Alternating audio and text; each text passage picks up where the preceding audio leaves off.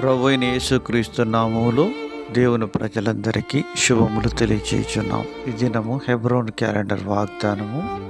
నా దేవుడైన యెహోవా నీతో కూడా నుండును. 1 దినవృత్తాంతములు 28వ అధ్యాయం 20వ చరణంలో దేవుడు ఈ మాటలు దావీదు ద్వారా తన కుమారుడైన సొలొమోనుకు తెలియచేస్తూ ఉన్నాడు. దావీదు తన జీవితంలో దేవుడు తనకు తోడుగా ఉండి సౌలు ద్వారా తనకెన్నో ప్రమాదాల నుంచి కాపాడి ఇశ్రాయేలీలకు రాజుగా నియమిస్తూ వచ్చిన విధానాన్ని మనం ఎరుగుదాం.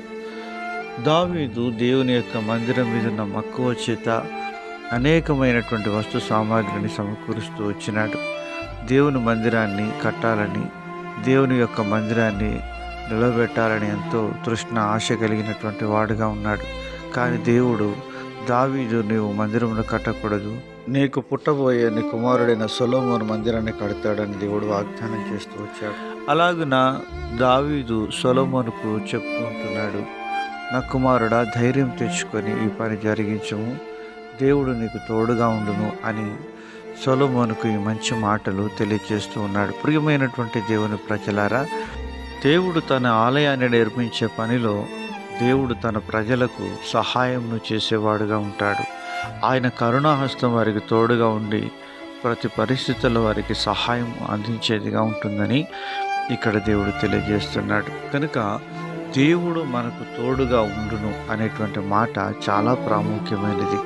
ఎందుకనగా ఈ లోకంలో మనల్ని అందరూ విడిచిపెట్టినప్పటికీ విడిచిపెట్టినటువంటి దేవుడు మన దేవుడు. ఎందుకనగా ఈయన సదాకాలము నమ్మదగినటువంటి రాజు అని ఆయనకు పేరు. ఇదిగో యుగ సమాప్తి వరకు నేను నీకు తోడుగా ఉన్నాను అని మత్తయి సువార్త 28వ అధ్యాయంలో ప్రభు సెలవిస్తున్నాడు. ప్రియమైనటువంటి దేవుని ప్రజలారా, ఈ లోకంలో మన తోబుట్టువులు, మన రక్త సంబంధికులు, చివరికి నీ భర్త, నీ భార్య, నీ తల్లిదండ్రులు, నిన్ను ప్రేమించేవారు నేను విడిచి వెళ్ళిపోయినప్పటికీ దేవుడు నీకు తోడుగా ఉన్నాడనే సత్యాన్ని మనమేనాడు కూడా మర్చిపోకూడదు.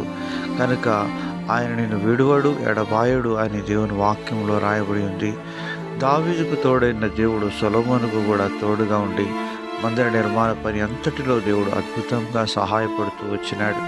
అలాగున మంచి కార్యం తలపెట్టినప్పుడు మంచి దేవుడు మనకు సహాయం అందించేవాడుగా ఉంటాడు. అలాగున మన జీవితంలో కూడా తోడుగా ఉండును గాక.